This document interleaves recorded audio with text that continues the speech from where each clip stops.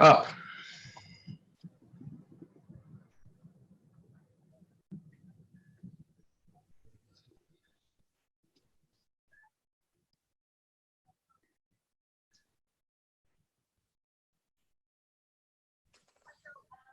Can you hear me, Ms. Marshall?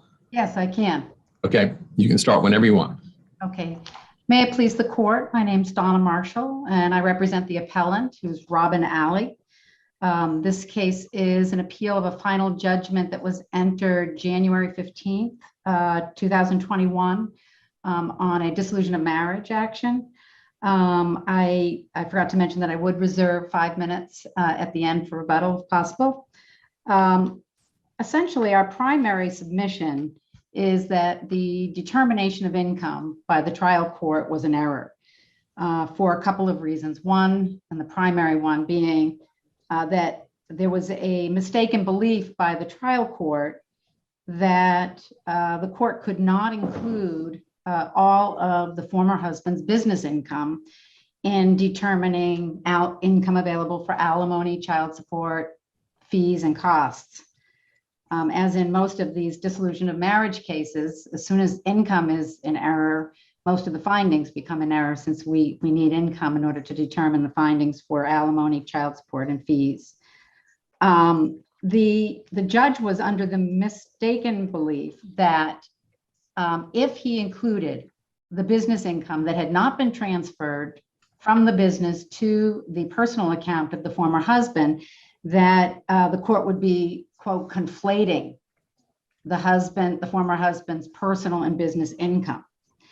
And so he never applied, the judge never applied the Zold case, the Florida Supreme Court Zold case, and the rule placing the burden on the former husband to prove that his motivation in retaining any business income in the business, as opposed to paying himself and transferring it to a personal account, that his motivation was based on a business purpose, as opposed to the obvious concern that there's an attempt during a divorce case to avoid support by keeping money outside of the view of the court. Even if that wasn't the motive, the question is, was the income retained for a corporate purpose versus distributed out? Yes, exactly, Your Honor. And this was not a case, was it, where there was an attempt to attribute income to him based on the corporation paying personal expenses, correct? Right. We did not have that issue of in-kind or, yeah. This is pure numbers, the balance sheet. Business income less cost of Exactly. making it, right. And their findings that were made by essentially, well, it's evidence that was presented by the former husband's expert and that the court made findings on. So I don't think that the numbers are really at issue. It's the characterization of these numbers. And the former husband, and in the answer brief, there's sort of a litany of reasons that were in evidence that could possibly be a reason or a business purpose that the former husband may have had, but we don't know whether or not the former husband had any of those reasons, as opposed to the obvious reason of retaining cash. Historically, he had not retained over $100,000 of cash in his business. He did testify that he discontinued his salary at the time that he filed his petition to dissolve the marriage. And when the numbers are all reviewed, and if this case is reversed and remanded, then I would want to present evidence, if the rule was applied, on the actual motivation of the husband. And I think that the numbers would be I would cross-examine on the numbers that the former husband's expert actually testified to and presented substantial reports on.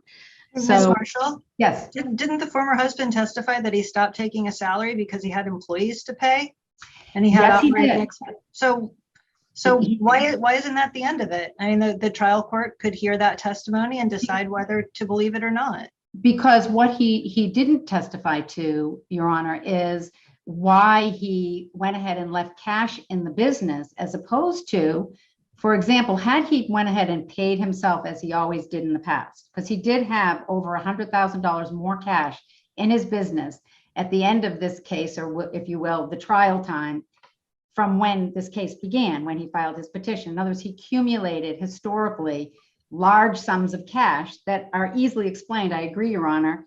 The difference is his salary. His salary, instead of being paid to him, was instead put away into the business bank account and never transferred. And so if you look at that as a reason, as a motivation, I think that had the rule been applied, I think it would have been fair cross-examination to explore the motivation that the former husband had. And at the time of filing, deciding not to pay out cash that he ordinarily would have. And he also depleted marital assets, 401k, one 401k and another retirement account, just to pay the marital bills that he normally would have paid without a problem. He went ahead and depleted them rather than do what he had always done in the past, which was to move all of his business income, other than maybe a few $1,000s, into his personal account and use it for the personal expenses. So I think there'd be substantial evidence had this rule been applied, but the husband never testified to any business purpose that was his motivation of keeping the money in the business. The fact that he discontinued his salary isn't really, respectfully, it is not really a reason, a business reason to retain the income in his business. So I think that although many business reasons were included in evidence that could be potential reasons, we don't know. We just don't know what the former husband's reason for retaining this The judge didn't make a finding on that. The judge just said, this is, he's paying himself this, and it's consistent with the salary he drew previously. And isn't that basically the end of it? Well, and going further, yes, but going further, the judge said that if he included the business income, it would be a conflation of his business and personal income. And that's where the error lies. Because rather than that's not a legally correct analysis of the issue. And I mean, the child support definitions of income and the definitions of income within the case law includes all business income, obviously after it's all the net business income, obviously after the expenses of the business are paid. And this is, I'm correct, this is a solely owned corporation? Yes. Well, there are two corporations we've sort of handled in the trial as one. One of them, the wife in name. But there's not, but the husband is managing these corporations. He's in charge and completely. Yeah, and the evidence at court was that he had complete control over the books and over the bank records, and his bookkeeper testified. I don't think any of that was contested specifically. So I just believe that when a court states that he would be conflating the income, if he included it, it suggests to me that he's not entertaining the rule that should be applied, which would be to place the burden on the former husband to prove that he was motivated by a business purpose, and that the court actually did believe that he could not include the monies that were not actually transferred to the husband personally. So that's the business income issue that is, I think, is our primary argument, and because it's a substantial amount of money that's left on the table, and doing that, it's a little over $9,000 a month. The second issue, which is a smaller issue only because of the numbers, is also an error, and that is the imputation of income to the wife. And I believe under the case law, specifically. Let me on that point, let me ask you a question. Isn't there a difference in terms of, for purposes of imputation of income? There's a difference, is there not, between the alimony statute and the child support statute? Is there a different? Yes, there. You know, it's interesting because still cases are still trying to try to sort that out, and that really hasn't been thoroughly. Well, let me suggest how it might be sorted out. And I used to work at the legislature. I know how it works. It's sausage, and 6108 and 6130 were not adopted at the same time. 6108 far preceded 6130. But 6108 talks about earning capacity and what the the case law used to refer to as a ability to contribute or capability of contributing to one's self-support, which is more of a nebulous kind of term, versus 6130, which is you got to have the number and you plug it into a chart, right? And so 6130 says impute income. Alimony statute says nothing about that. It's earning capacity. Yes, and I agree with everything Your Honor just sort of stated about the statute. I agree. So in terms of your argument about there being an error on the imputation of income, isn't the analysis different for the alimony versus the child support? I'm going to say no, that it's not a different analysis. Well, of course you are. First of all, well, there's two things. First of all, this is a child support and an alimony case. And I don't get it. Pardon? I get it. Yeah. So I don't know that the court could find different amounts of income for the purposes of alimony and child support. I did look for cases. I did not find any, not to say that I did an exhaustive research, but the reason why I believe that it is not exactly, I would not say it's a different analysis, is because if you look at the case law, they're interchangeably cited, and the I know they are, and it drives me crazy. Yeah, okay. Because of what I've just described. I mean, I'll tell you, this district, for instance, and you know, you seem quite youthful, but you may remember this. This district, for instance, used to hold that in order to have a change of custody, you had to prove detriment to the child remaining. Okay, Wade v. Hirschman. Yep. Yeah, Wade v. That's very sharp. You do remember that. Supreme Court, after years and years, says, "Oh, the statute doesn't say detriment." Right. So no more detriment, right? How come, even though the courts are conflating these two, it makes it correct? I mean, the statutes say what they say. And I can tell you, I can give you a scenario why I think it's possible to have a different earning capacity for purposes of alimony, perhaps a higher earning capacity than what can be imputed for purposes of child support, right? I mean, you can, because child support, you know, you can have somebody who has never worked. I agree, Your Honor, and I agree that the potential for increased income is definitely a factor under alimony, and it is not a factor under child support. Correct. And under alimony, there are more tools to deal with that, right? So you can, like, if you have a permanent award, it can be set, factoring in the earning capacity, but in the meantime, they need some rehabilitative to get to it, or durational. So, I mean, those are two different analyses. I do agree, Your Honor. There are a couple of cases. Actually, one of the arguments made by the former husband was that maybe the new statute, new being, I think it was 2009. Well, there's one coming up. Right. We may have to not call the 2009 one new. We may see you again on this. But that it's not alive and well. And this court, I believe it was a second DCAA case, Tutt v. Hudson, applies the 2009 child support language to an alimony case. And there are other cases that I did not note that were not second DCAA cases that over and over and over again apply. Very common. Very common. I get that. Right. There was no, Yeah, go ahead. Well, I was just going to say there was no evidence of special circumstances, but there was no application of the rule.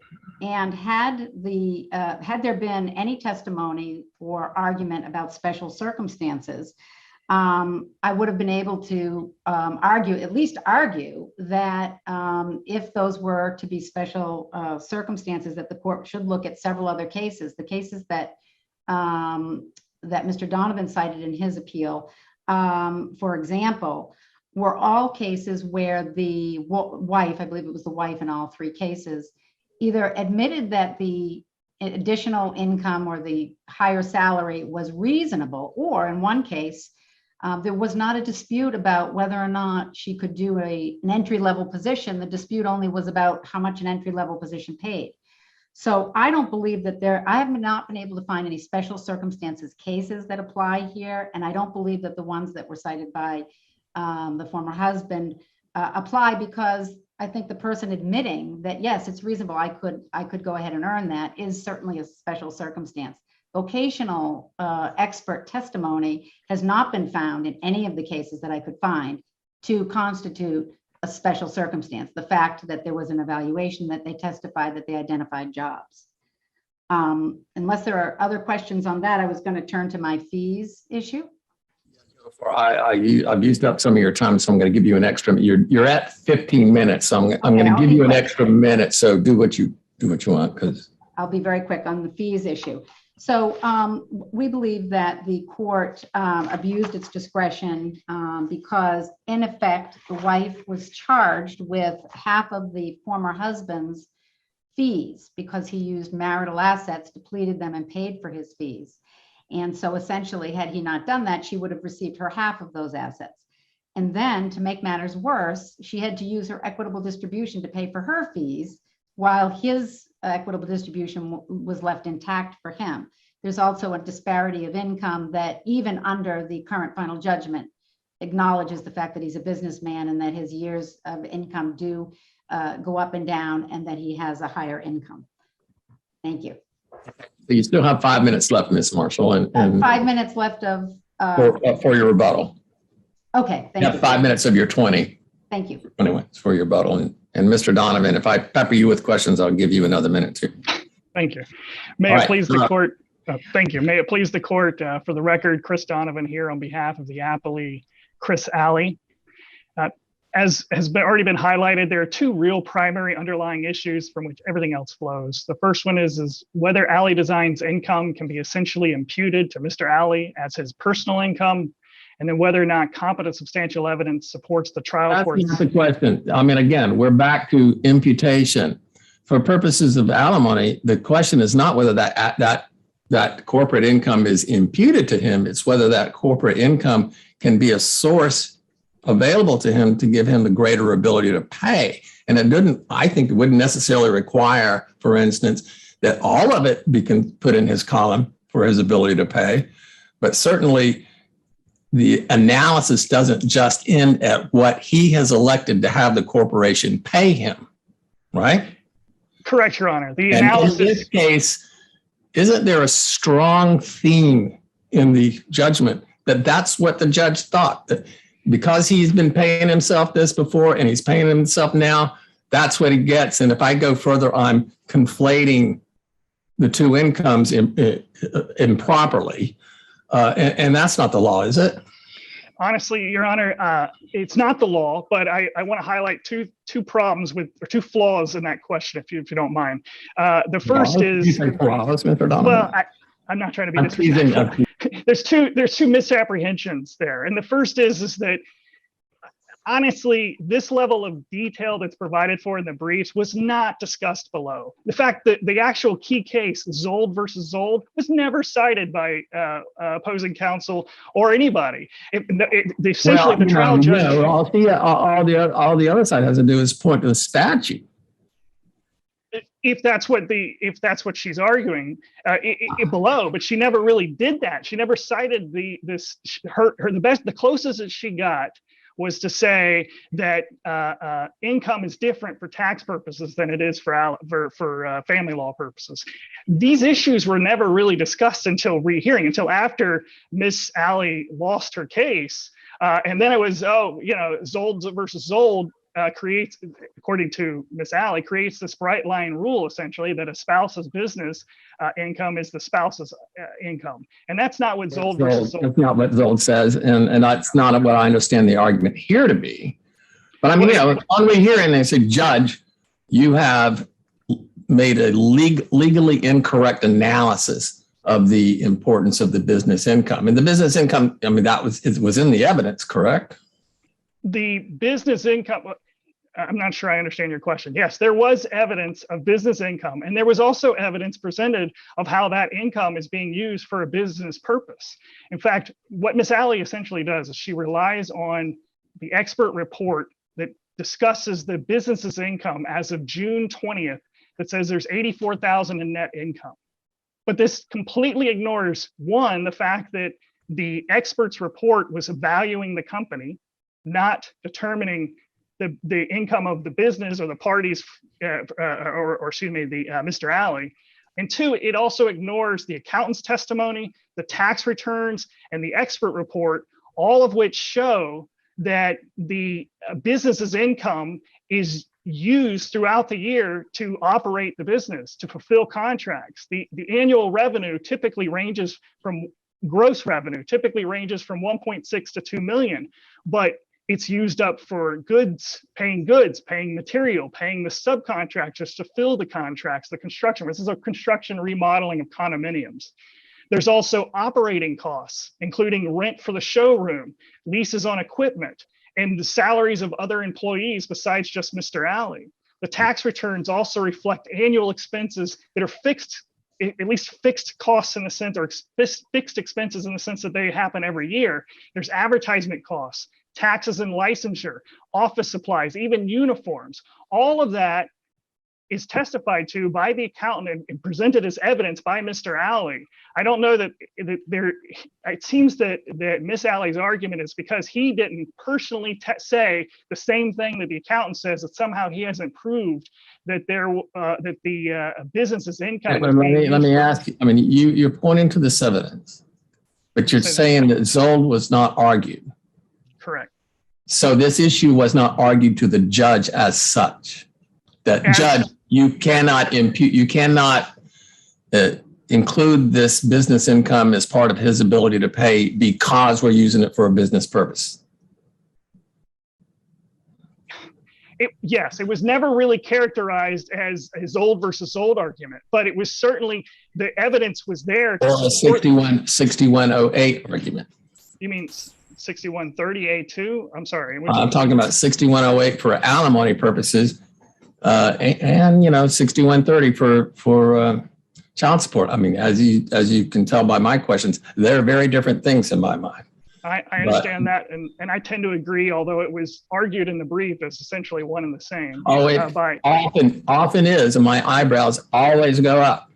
But okay, well, so let's assume, for the sake of argument, the trial judge didn't quite grasp the nuances of Zold because it was never presented to him.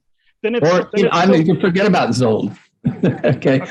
I mean, I gather Zold talks about business purpose and the ability of the person in charge of the corporation to retain the earnings for business purpose.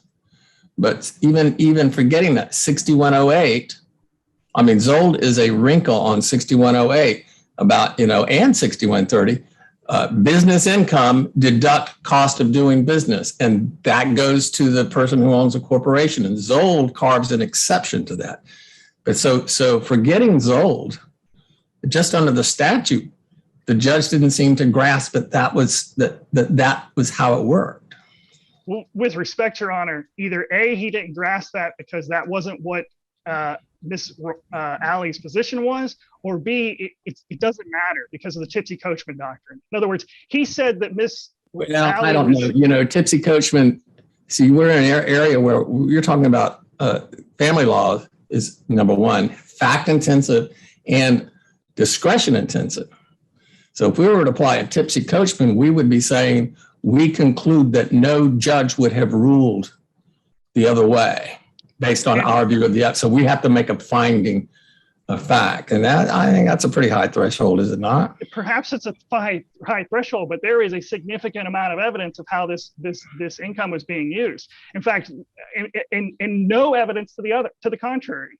In fact, Miss Alley presented zero evidence to refute that through a 5-year history that's highlighted on page 4 in a chart in my answer brief, that this income is used every year, that they use it for these operational costs and to fulfill contracts. It also doesn't take into the fact that Mr. Alley did testify, as well as his expert, about how the company looks healthier at the beginning of the year because that's when the selling season is. In other words, the snowbirds coming down from up north who want construction work done, they purchase it and usually deposit these significant funds at that time, and then it gets filled during the rest of the year. In other words, that's why 84,000 as of June 20th, or excuse me, as of June of 2020, it looks so much better, but they still have to fill those rest of those orders. They still have hard operational costs that are going to cut into that.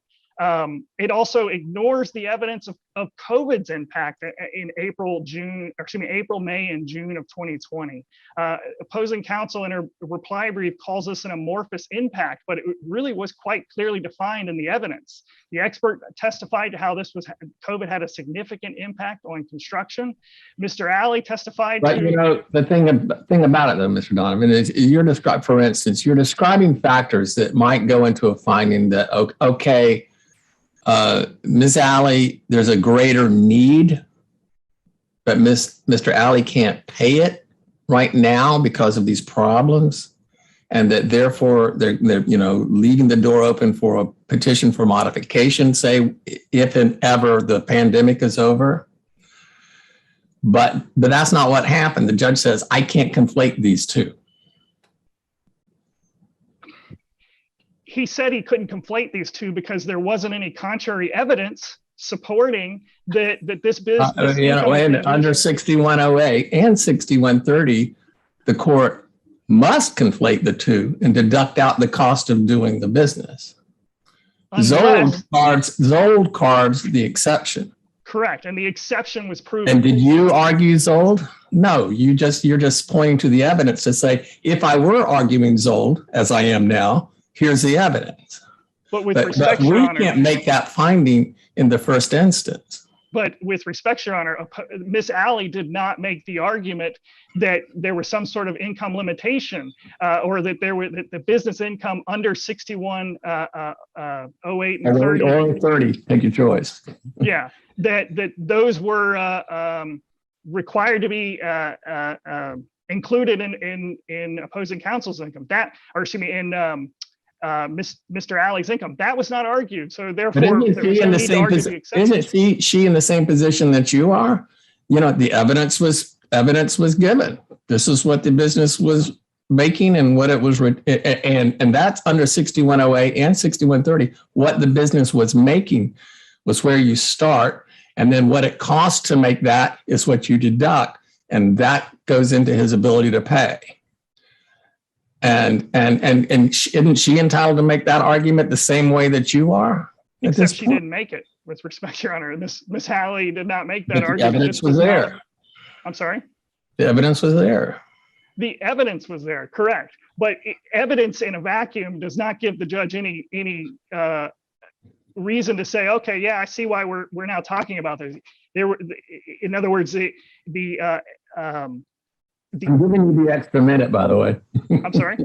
I'm giving you the extra minute, by the way, Mr. Donovan. Fair enough. I mean, at the end of the day, Your Honor, I do think it's interesting. I guess since I only have a minute left, I guess I'll just leave. No. You having the extra minute on the back end. You know, you have like 10 minutes left. Oh, okay. Fair enough. Yeah. You got to suffer through another 10 minutes, Mr. Donovan. Fair enough, Your Honor. If I'm understanding Your Honor's concern, is that the judge, because he himself didn't express Zold as an exception or apply Zold as an exception, that. And my concern goes beyond that. My concern is he expressed the wrong legal theory to support how he decided what the husband's income or ability to pay was, which is I can't conflate the business income, meaning I have to ignore the business income for that purpose. But even if he made the improper legal rationale, the reasoning is still there. It's the tipsy coachman doctrine. It applies equally in family law as it does. I think that your ability to use it, tipsy coachman, in any issue that involves an abuse of discretion, where there's evidence in the record that might support the ruling the other way, I think the ability of the appellate court to use tipsy coachman substitutes the appellate court's judgment, exercise of discretion, where it's supposed to be in the circuit court. Then in which case there'll be a lot of reversals with respect, Your Honor, because if a party doesn't actually, there should be, but if a party doesn't actually raise the legal concern that they're raising on appeal, which is exactly but that's a different. Now you're talking about preservation. but they're interchangeable. They are, I mean, they're not interchangeable, but they're interrelated. There's certainly a connection between preservation and tipsy coachman. And in fact, they're grounded on the same principle, and that is finality, that one person only gets, a party only get to have a trial once. Not if the lower court messes it up. But if the trial court messes it up because the opposing counsel and attorneys are not actually raising the legal arguments, but the evidence is still there to support the trial judge's ultimate ruling, which is that this income for the business is not the same as Mr. Alley's income, because it's being used for the business purpose, as it has been for at least the 5-year period, and well over since 2006, I think, was when it was. Are you saying that in the lower court proceeding, Ms. Alley's side accepted that the number that the judge found for Mr. Alley's income? I don't understand your question. Sorry, if you don't mind, repeat that, please. You're saying that in the lower court, Ms. Alley's side accepted the number that the judge found for Mr. Alley's income? Accepted it in the sense that, I mean, she certainly challenged it on rehearing, but accepted it in the sense that this was never really an issue raised or objected to or expressed concern about during the trial. Because certainly, had she said, "Oh, Your Honor, you have to do a Zold analysis. You have to do a statutory analysis and include his business income," which wasn't the argument that was raised, then I'm sure that trial counsel would have raised Zold and highlighted the same evidence that we're talking about today. In other words, the point is that the briefs look completely different than what was argued at trial, and I think it would be improper to reverse when a case takes on a completely different life than what it did at the trial level. And just a final point that I think it's worth highlighting, that essentially what she complains that Ms. Alley's complaining that the trial court has imputed her about $1,300 more a year than she ever supposedly received, or $100 more a month. But yet the evidence shows that Mr. Alley has never received $84,000 in business income. That's twice the amount that at least his tax returns show that he's ever received. In fact, it's twice as much, amount more than the company itself has typically ended the year with at the end of its over a 5-year period, which typically has ranged anywhere from a negative value at the end of the year to $30,000 to $40,000. Therefore, with respect, the court should reject Ms. Alley's argument, affirm the trial court, because there is competent substantial evidence to support that the Alley Designs retained earnings were being used for continued operation and fulfilling orders.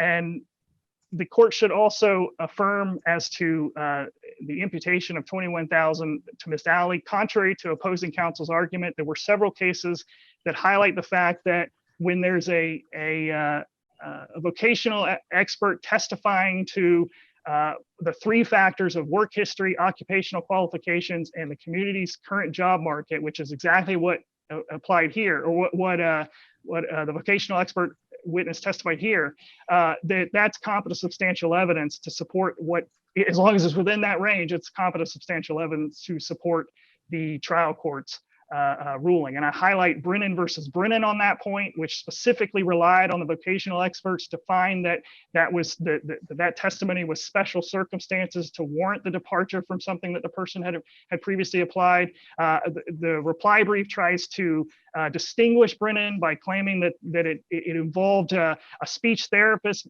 a person who had a master's degree and a license in speech therapy, but that's not the point of Brennan. The point of Brennan isn't that there was a difference in qualifications between Brennan's litigant and Miss Alley. The point of Brennan is that when a vocational expert testifies to jobs available that the litigant qualifies for in the community, whatever that qualification is, at a certain rate, then that's competent substantial evidence to support the trial court's ruling if it's within that range. Therefore, the court should affirm the trial court both as to the issues of alimony, child support, and attorney's fees. Thank you, Your Honors. Thank you, Mr. Donovan. You didn't use the extra minute. Ms. Marshall? You keep going, but no, that's okay. That's okay. I've known you a long time. I know you can keep going. Fair enough. Ms. Marshall? Thank you, Your Honor. I would just, I guess, like to reflect on the fact that the rules that we're talking about are in the statutes. They're in the statutes, they're supported by the case law, and I think that it's reasonable after trial to assume that the statutes that are applied in every case will be applied. I don't think that it was possible, for example, for Miss Alley to know until we got the final judgment that the judge did not cap her income the way I'm used to the trial judge capping the income at the past earnings unless there was actually evidence and an argument regarding special circumstances, but the burden on the former husband to do so, and the same with the business income. It's reasonable for her to rely on the fact that all income, everything under the statutes, would be included unless there was evidence and argument by the former husband who had the burden under Zoll to prove business purpose. Well, and did Ms. Alley's argue to the court at trial, this is how much his ability to pay would be? Oh, yes, I spelled out the numbers in my written final argument. And were these numbers limited to the salary he had been taking? No, it's the exact same numbers that we're arguing today. All of this was spelled out factually we had written closing arguments in this case, so it was spelled out, the minutia of the actual calculations were. So the business income was included in there? Oh, yes. And the judge didn't make any Zoll findings because the judge just said, I can't inflate And as soon as we heard that, as soon as we saw that final judgment that said that and gathered what the court was thinking, we did file a motion for rehearing. We argued specifically Zoll, but Zoll isn't even the most relevant. The case that I found was Mills, which I believe is a second DCA case, and Fitzgerald, because they were just a little bit more closely related to, I do cite them in my brief as well, but they're more closely related to the facts of this case, but it's really all the same, which is that the burden of proof is on the former husband, that it's a legal determination that the court needs to make, and that it's an error of law not to make the determination that the motivation was for a business purpose. And my emphasis is on the motivation, because there's always business reasons. If we accept just a litany of business reasons, in this case and in other cases, why have a rule? Really, I think what the rule is getting at is whether or not the person is trying to avoid support versus there's a legitimate business need or business purpose. And this hasn't really come up in this case, but it seems to me that it's not all black and white, or shouldn't be. You could have a business purpose that, however great or small, but if it's a small one, it might not ought to outweigh the need to furnish support to your ex-wife, former spouse and children. And that to me seems to be fact and legal intensive and under an abuse of discretion standard. In this case, isn't it accurate the husband is receiving child support payments from the wife? Supposed to be receiving $169 a month. So she's paying to him. Right. She's receiving alimony of $2,000 paying. Yes, Your Honor. Yes. But obviously, to the extent that his income includes his business income, I haven't run the numbers, but that would obviously I understand. I just wanted to make sure I understood how the flow of money was going. Yes. And I don't know whether there is an issue of preservation that the court is entertaining, but I would just, for the record, state that the issue was before the court as soon as we got the final judgment and saw where these errors of law were in terms of imputation and the business income. We cited the law, that's the same laws in our brief, cited the arguments, cited to the facts that were supporting, that we did present the facts, because I would always have evidence of what the past income, what's the highest level of income you've received in the past. I do have a question on that, and I apologize that when I was reading on that issue, I was not close to a copy machine. But I also know that the author of the opinion is on this panel. And Judge Northcutt, the opinion that I was reading, talked about, I think it was head note 14. It talked about that if it wasn't at a rehearing, that didn't preserve it. And I read the opinion 4 or 5 times and realized what they were citing to was footnote number 4. But assuming my memory is correct on everything but the case name, and I apologize, that the motion for rehearing doesn't cause it to be preserved because it was not at the trial level. does that impact your preservation argument? And since I know who the author is, and I can find the case, I can ask him in case I'm interpreting it wrong, but I wanted to get your view before you left. Him, I can talk to anytime I want. Yeah, we can talk about that later. Oh, yeah, assuming that it's the same. I mean, I assume that I've read the case and I know. Yeah. what case you're It talking was in the about, but- briefing. I'm sorry? It was in the briefing. Yes. I would say this, that it's clear when you look at the cases that agreed with that case and that Judge Northcutt decided that. With two We had a panel little members. help. I don't know. I'm sorry, with, yes. That the issue We're is whether or extraneous not, to Judge Northcutt here. You know, we're just and that's unnecessary appurtenance there too. the issue was whether or not the court was blindsided, whether or not the court had an opportunity to correct whatever we're claiming was an error. And especially when you have a final judgment where the alleged error is on the face of the final judgment, and there's no reason, there would be absolutely no reason for us to believe that the court would not include business income. In fact, I don't know that I've ever had an appeal or that happened. So when I saw that, I immediately did file the motion for rehearing, placed it before the court. There's other case law that says that as long as the court has ruled on the issue and had an opportunity to rule on the issue, that is sufficient. But then the Fox and the Engel cases sort of start to talk about whether or not, in fact, when it's a statutory requirement, whether or not you even need to get involved in the preservation. And I know that's sort of a debated issue amongst appellate attorneys and the law. But I think that in this case, we've got everything. We've got its statutory rules, and we put it before the court as soon as we were able to. Your time is up, even with the extra time. I will say that for many years I've said, the thing I dread most hearing an oral argument is when someone says at oral argument, well, as Judge Northcutt wrote, I think, oh my God, what's coming back to bite me now? And this time, Judge Casanueva did it to me. So The good news was you pronounced my name correctly. With that, it's time for you guys to leave. And the way you do that is you press the leave button, click the leave button that's on your Zoom screen. And your case will be over. Thank you so much. You did well under fire, Mr. Donovan and Ms. Marshall. So, good job, guys.